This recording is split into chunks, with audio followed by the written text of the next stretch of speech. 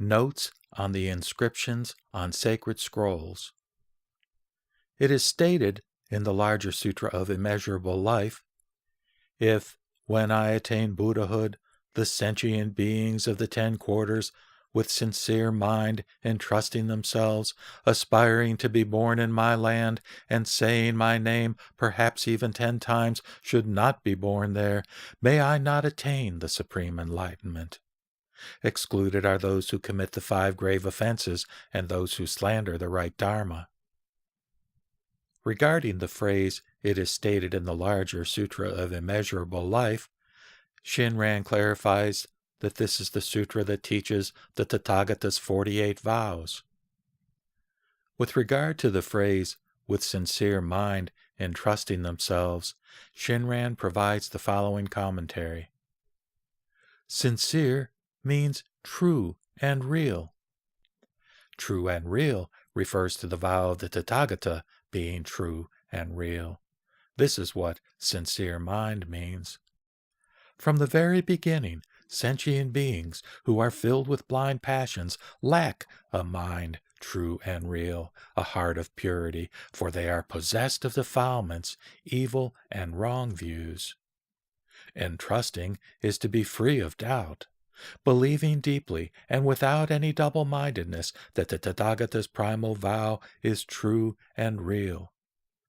This entrusting with sincere mind, then, is that arising from the vow in which Amida urges every being throughout the 10 quarters, quote, entrust yourself to my vow which is true and real. It does not arise from the hearts and minds of foolish beings of self-power. Regarding the phrase, saying my name perhaps even 10 times, in encouraging us to say the name that embodies the vow, the Tathagata added, perhaps even, to the words 10 times to show that there is no set number of times the name must be said, and to teach sentient beings that there is no determined hour or occasion for saying it.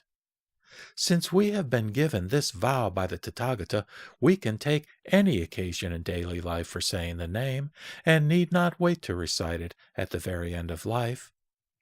We should simply give ourselves up totally to the entrusting with sincere mind of the Tathagata. When persons realize this true and real Shinjin, they enter completely into the compassionate light that grasps never to abandon, and hence become established in the stage of the truly settled. Thus it is written.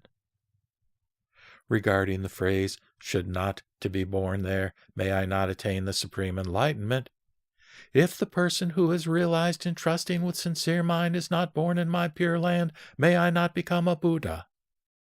This, the essential purport of the primal vow, can be found fully explained in the Essentials of Faith alone. Faith alone is the heart that aspires solely to this true and real entrusting.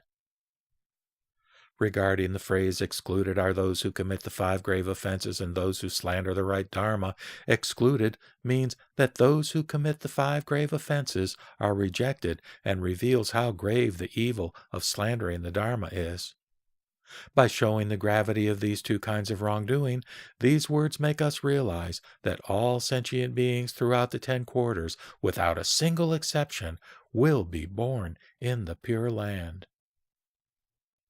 It further states, the power of the Buddha's primal vow is such that those who, hearing the name, aspire for birth, all reach that land, their attainment of non-retrogression coming about of itself.